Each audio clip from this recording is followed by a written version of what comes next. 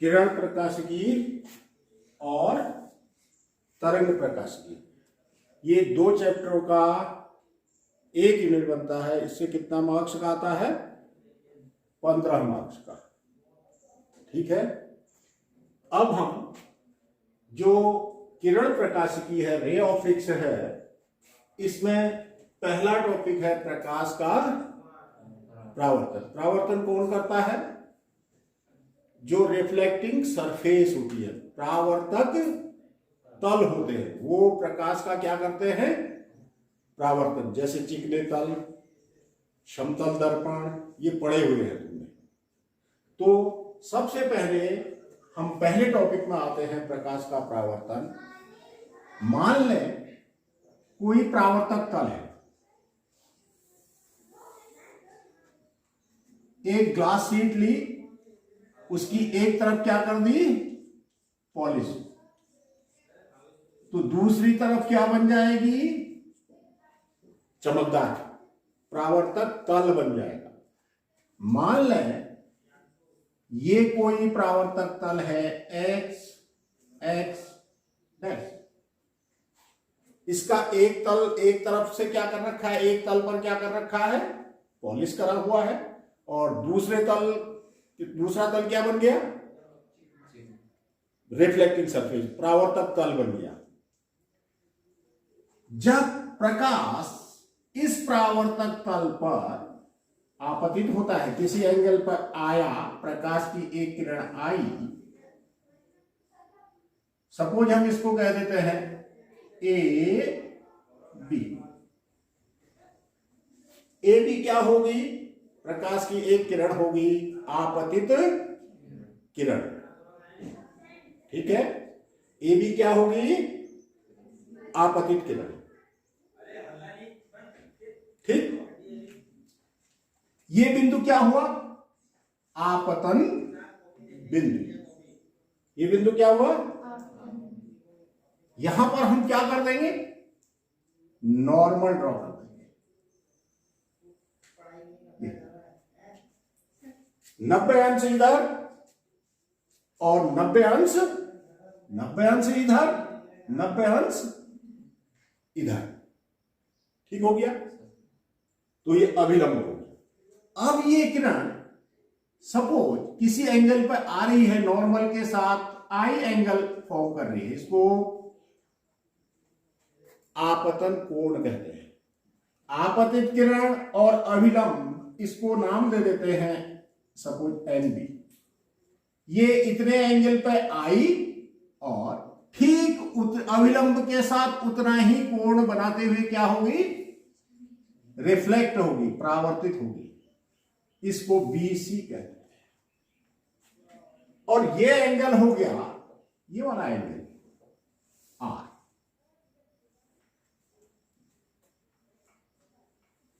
परावर्तन का सामान्य सा अर्थ है, जब प्रकाश की किरण किसी परावर्तक तल पर आपतित होती है, आपतित होने के बाद वह परावर्तक तल उस प्रकाश को रिफ्लेक्ट कर देता है, लौटा देता है।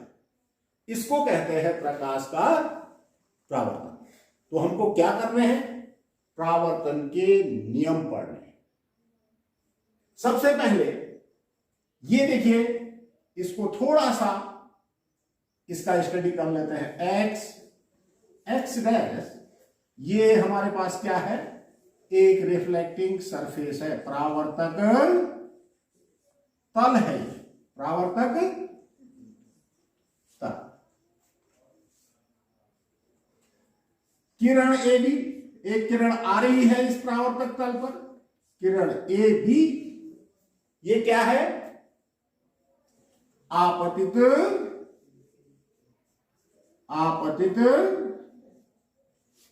किरण।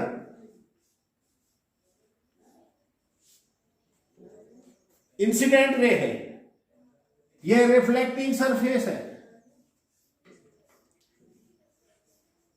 रिफ्लेक्टिंग सरफेस हुई। रिफ्लेक्टिंग सरफेस पर एक रे इंसिडेंट हुई, ए बी जिसको हम कह रहे हैं, ये इंसिडेंट रे होगी। ये देखो पॉइंट बी, इस रिफ्लेक्टिंग सरफेस के इस पॉइंट बी को देखिए, बिंदु बी, ये है आपतन बिंदु, मीन्स इंसिडेंट पॉइंट है। ये क्या है? Incident point. इस आपतन बिंदु पर हमने क्या करा? नॉर्मल ड्रॉ करा। एंड बी, ये क्या हो गया? आपतन बिंदु पर क्या हो गया? ये अभिलंब, अभिलंब,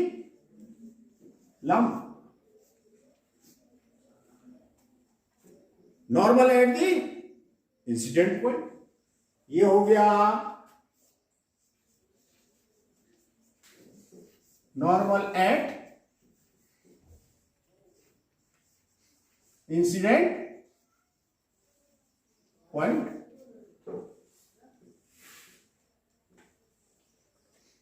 BC, ये देखिए जो किरण रिफ्लेक्ट हो रही है किरण BC हुई परावर्तित किरण।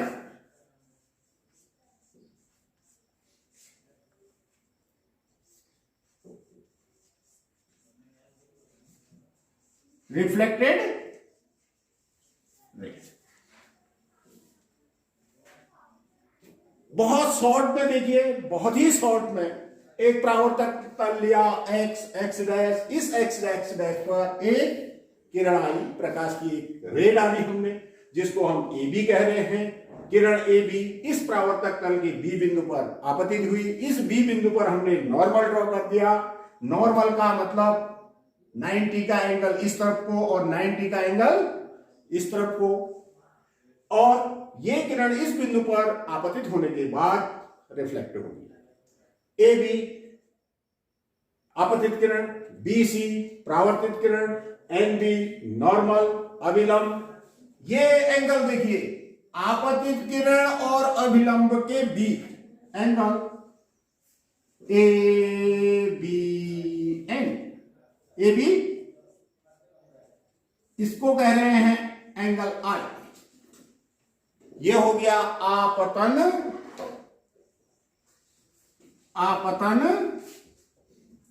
कोण, एंगल ऑफ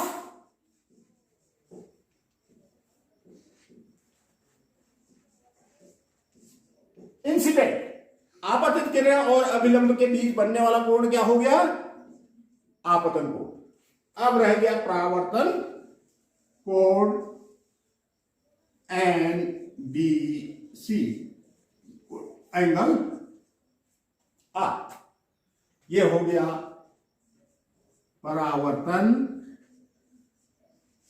कोण, एंगल ऑफ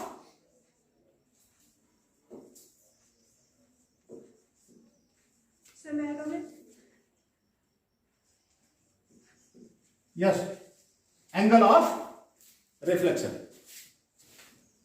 ठीक हो गया। अब देखिए परावर्तन, यदि आपके समझ में आ गया, किसी परावर्तक तल पर प्रकाश आपतित होता है, आपतित होने के बाद वह किसी तरफ को वापस हो जाता है, इसको कह देते हैं प्रकाश का परावर्तन, रिफ्लेक्शन ऑफ लाइट। इस रिफ्लेक्शन ऑफ लाइट में हमने इतनी चीजें, देखो बेसिक सी चीजें, ये आपने क्लास 10th में पढ़ा हुआ है। किसी को कोई प्रॉब्लम? अब देखिए शॉर्ट में दो लाइन का, एक एक लाइन के परावर्तन के नियम लिख देते हैं। परावर्तन के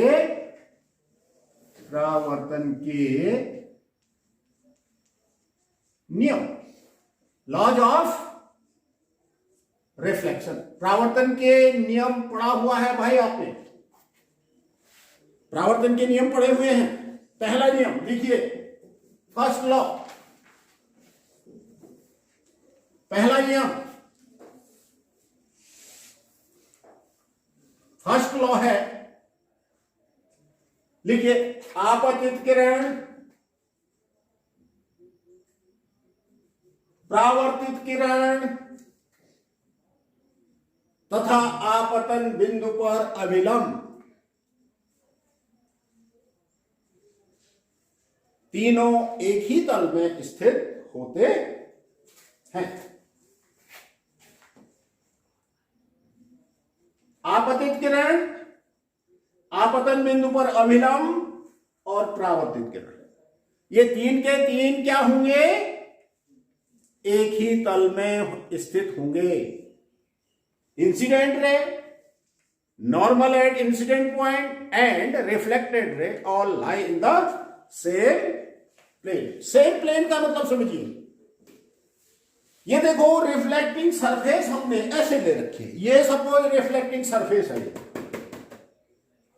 एक रे आई इंसिडेंट हुई, यहां पर हमने नॉर्मल ड्रॉ करा और ये ऐसे लौट गई, आई और ऐसे लौट गई। तो इस प्लेन में है ये तीन के तीन। माना मैं रिफ्लेक्टिंग सरफेस ऐसे रख दूं, तब incident ray, reflected ray and normal all lie in the same plane, ये इस प्लेन में लाई करेंगे।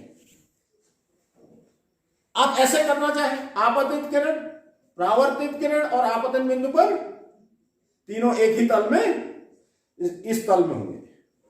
क्या सबकी समझ में आ गया? दूसरा नियम, सेकेंड लॉ। सेकेंड लॉ है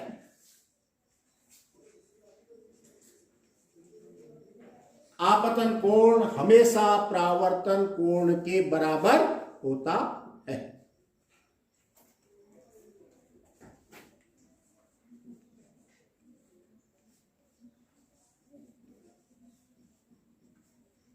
ये परावर्तन के नियम हो गए भाई।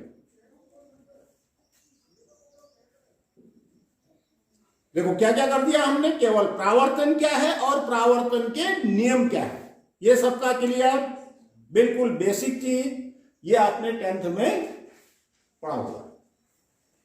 ये angle i is equal to angle r, ये फर्स्ट चीज एक फार्मूले के रूप में मान लीजिए इसको। ये पहली चीज हमने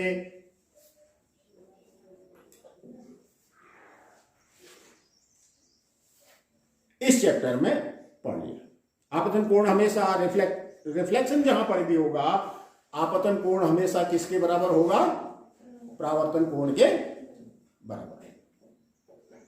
अब हम परावर्तन पढ़ रहे हैं, तो परावर्तन आपने उसका यूज करा हुआ है। जैसे प्लेन मिरर, आप जो फेस देखते हैं वो एक परावर्तक तल है, ठीक है।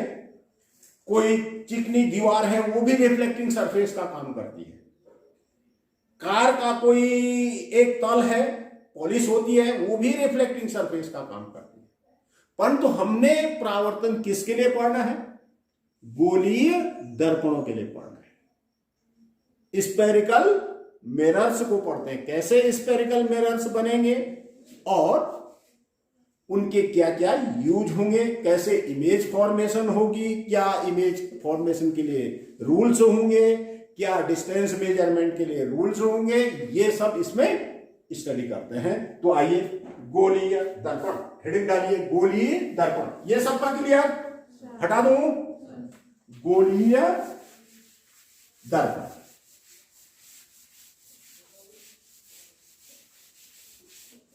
देखिए गोली दर्पण बनाते हैं।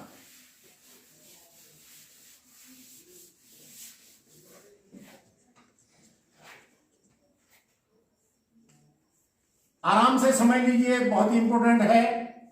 बशर्ते परावर्तन से बहुत ज्यादा आपके एग्जामिनेशन में नहीं आता है, बहुत कम आता है, परंतु फिर भी ये बहुत इंपॉर्टेंट चीज है, क्योंकि ये डेली लाइफ में बहुत काम आते हैं। क्योंकि स्पेरिकल मिरर जब हम पढ़ेंगे तो अवतल और उत्तल दर्पणों के उपयोग बहुत ही ज्यादा है, ठीक है।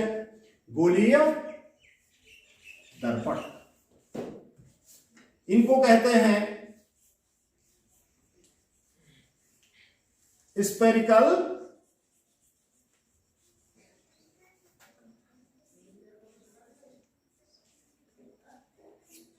मिरर्स। कैसे बनाएंगे गोलीय दर्पण को समझिएगा। बहुत ही सिंपल सा है, बहुत ही सिंपल सा।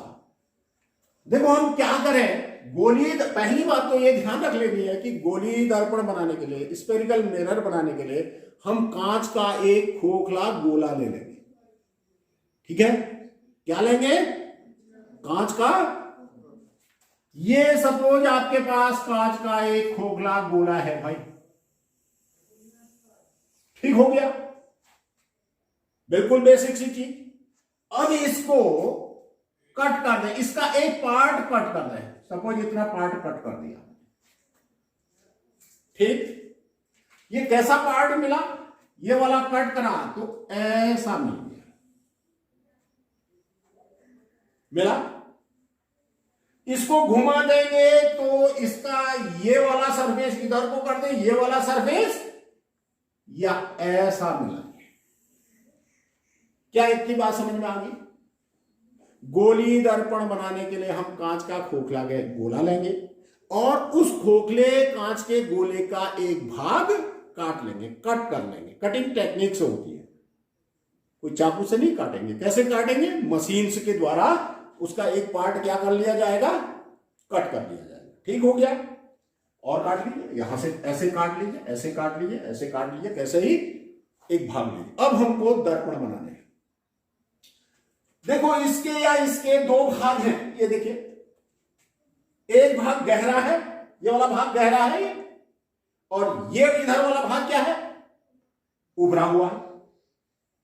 ऐसे ही इसका एक भाग क्या है? ये इधर वाला, ये वाला भाग गहरा है और ये वाला भाग उभरा हुआ है। ये वाला भाग कहलाता है उत्तल तल, कॉन्वेक्स प्लेन, और ये गहरा वाला भाग क्या कहलाता है? अवतल तल, कॉनकेव प्लेन। ये कॉनकेव प्लेन है इधर वाला, वो कॉन्वेक्स प्लेन है। ठीक हो गया। अब हम क्या कर दें, इसके या तो उभरे हुए भाग पर पॉलिश कर दें या गहरे भाग पर पॉलिश कर दें। ठीक, माना हम गहरे भाग पर पॉलिश कर दें, दबे हुए भाग पर पॉलिश कर दें, तो इसका उठा हुआ भाग, उभरा हुआ भाग, मतलब उत्तल भाग क्या बन जाएगा? परावर्तक तल का काम करेगा, एक प्रकार का दर्पण बन गया है। यदि हम गहरे भाग पर पॉलिश कर देंगे तो उभरा हुआ भाग क्या बन जाएगा? चमकदार तल बन जाएगा, परावर्तक तल बन जाएगा। तब इसको क्या कह देंगे? उत्तल दर्पण। ये क्या हो गया? उत्तल दर्पण। उत्तल दर्पण को कहते हैं कॉन्वेक्स मिरर। ठीक हो गया। यदि हम उभरे हुए भाग में, इसी के यदि उभरे हुए भाग में पॉलिश कर दें, इधर पॉलिश कर दें, तब ये क्या बन गया भाई? इसका ये देखो गहरा भाग ये चमकदार बन गया, तब ये बन गया अवतल दर्पण। अवतल को कहते हैं कॉनकेव, कॉनकेव मिरर। दर्पण कैसे बनाएंगे, क्या आपकी समझ में आ गया? क्या करेंगे? कांच का एक खोखला गोला लेंगे, उस खोखले गोले का एक भाग काट लेंगे, उस खोखले गोले के जो कटे हुए भाग को देखेंगे, उसका एक भाग गहरा होगा, एक भाग उभरा हुआ। गहरे भाग पे पॉलिश कर देंगे तो उभरा हुआ भाग चमकदार तल बन जाएगा, उत्तल दर्पण बन गया, कॉन्वेक्स मिरर बन गया। और यदि हम उभरे हुए भाग पर पॉलिश कर देंगे तो उसका दबा हुआ भाग क्या बन गया? वो अवतल दर्पण बन गया। ठीक, मिरर्स आपकी समझ में आ गया। अब देखिए, इन मिरर्स के लिए कुछ चीजें हमको समझनी है। वो चीजें आपकी समझ में नहीं आएंगी तो फिर आपका डेरिवेशन, न्यूमेरिकल्स, ये सब नहीं हो पाएंगे। तो क्या क्या चीजें पढ़ते हैं भाई? इतनी चीजें पढ़ते हैं। मैं इसको हटा रहा हूं। सबसे पहले लिखते जाना, एक एक लाइन लिखाऊंगा। पहला, ध्रुव, दर्पण का ध्रुव। ध्रुव को कहते हैं पोल।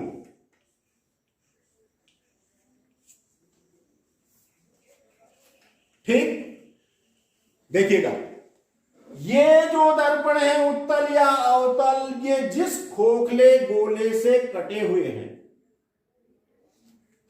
उसका एक पार्ट है।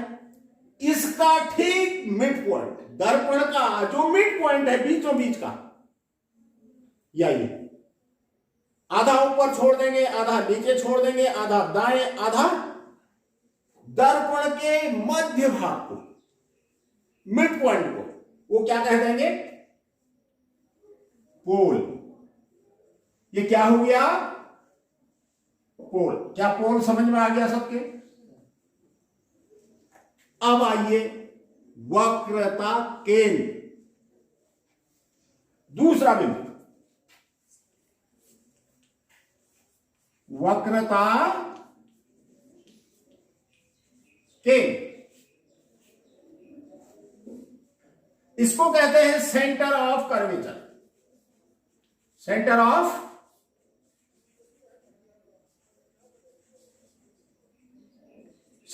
Curvature, CURVATURE, curvature.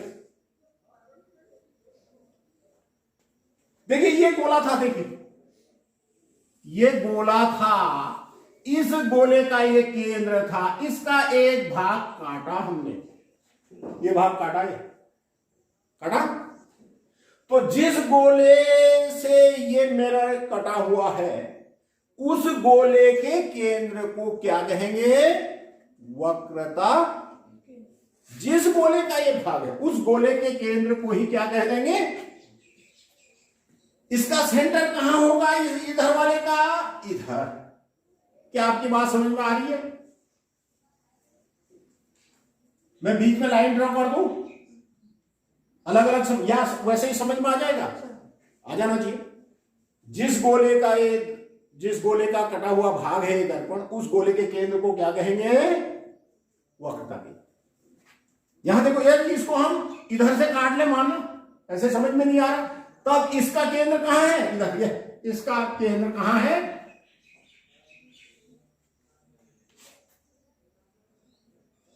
जिस गोले से दर्पण कटा हुआ है उस गोले के केंद्र को क्या कहेंगे? एक लाइन लिख लिया। आइए तीसरी चीज, मुख्य अक्ष। मुख्य, तीसरी चीज मुख्य अक्ष, इसको कहते हैं प्रिंसिपल एक्सेस। प्रिंसिपल एक्सेस, मुख्य अक्ष। क्या करेंगे? दर्पण के ध्रुव और वक्रता केंद्र को मिलाते हुए सीधी लाइन ड्रॉ कर देंगे। जिधर को रिफ्लेक्टिंग सरफेस कर रखी है उधर को तो कंटिन्यूअस कर दीजिए, जिधर को पॉलिश करा है उधर को डॉटेड लाइन ड्रॉ कर दीजिए। P और C को लाइन ज्वाइन करते जो लाइन ज्वाइन कर रही है उसको हम क्या कह देंगे? मुख्य अक्ष। ऐसे इसमें इसका रिफ्लेक्टिंग सरफेस इधर को है, इधर को तो कंटिन्यूअस लाइन करना, और उधर को क्या कर दोगे? जिधर को पॉलिश है उधर को। क्या ये भी बात समझ में आ गई? वक्रता केंद्र और ध्रुव को मिलाते हुए जो हम लाइन खींचेंगे वो क्या कहलाएगा? मुख्य अक्ष। कितनी चीजें होगी? 3 चीजें। चौथी चीज,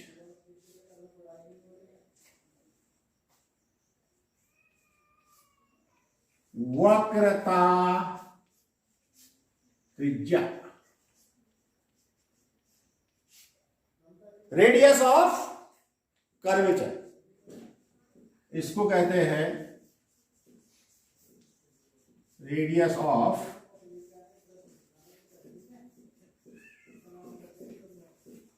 कर्वेचर, वक्रता त्रिज्या। दर्पण के ध्रुव से वक्रता केंद्र तक की दूरी, मतलब जिस गोले से ये दर्पण कटा हुआ है उस गोले की त्रिज्या हुई है, ये हुई। यहां पोल से मेजर करेंगे, यहां से यहां तक की डिस्टेंस क्या हुई भाई? ये वक्रता। किससे डिनोट करेंगे इसको? कैपिटल आर से ही करना, स्मॉल आर से भी कर सकते हो, परंतु आप कैपिटल। ऐसे इसकी वक्रता त्रिज्या क्या हुई? यह हुई इसकी वक्रता त्रिज्या आर। क्या बात समझ में आ गई? 4 चीजें होगी, 5वीं चीज लिखो, फोकस। 5वीं चीज है दर्पण का फोकस, बहुत महत्वपूर्ण।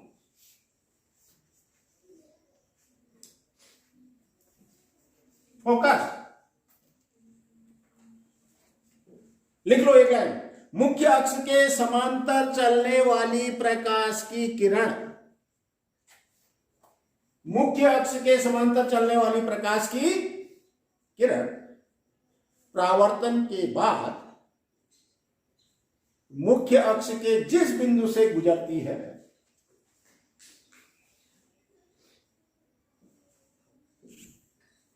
दर्पण का फोकस कहलाता है। वही दर्पण का फोकस हुआ भाई।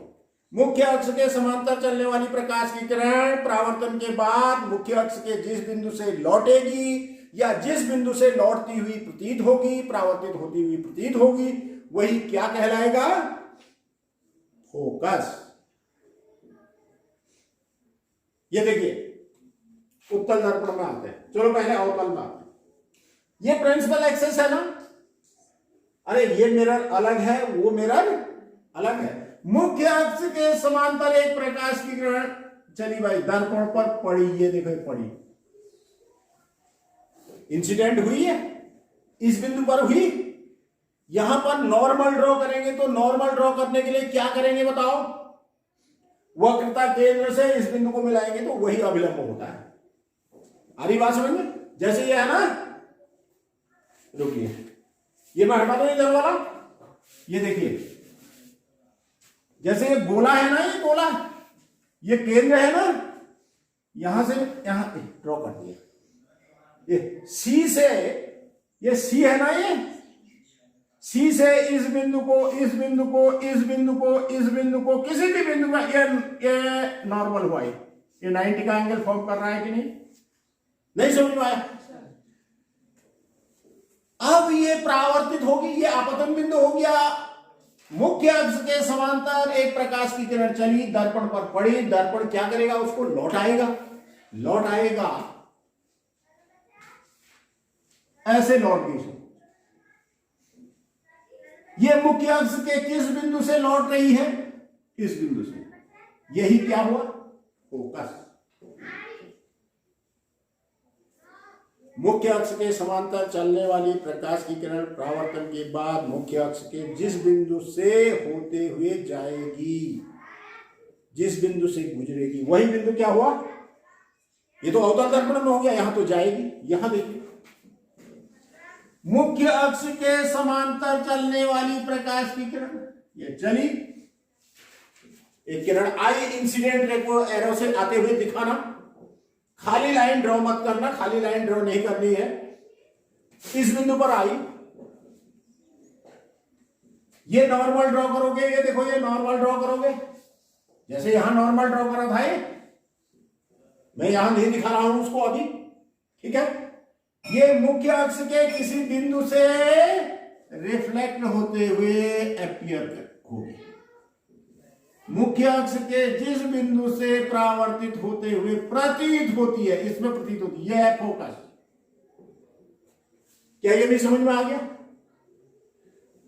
अवतल दर्पण में तो क्या होगा? मुख्य अक्ष के समांतर चलने वाली प्रकाश की किरण परावर्तन के बाद मुख्य अक्ष के किसी बिंदु से पास होगी, वही बिंदु फोकस हुआ। जबकि इसमें मुख्य अक्ष के समांतर चलने वाली प्रकाश की किरण परावर्तन के बाद मुख्य अक्ष के किसी बिंदु से लौटती हुई प्रतीत होगी। ये डॉटेड दिखा रखी है ना, ये फोकस। लास्ट लिखिए फोकस दूरी, लास्ट लिखिए इतने बिंदु आपको चाहिए तब मिरर आपके क्लियर होंगे। घर में इसको आज आराम से देखिएगा। फोकस दूरी, फोकस दूरी, फोकल लेंथ कहते हैं।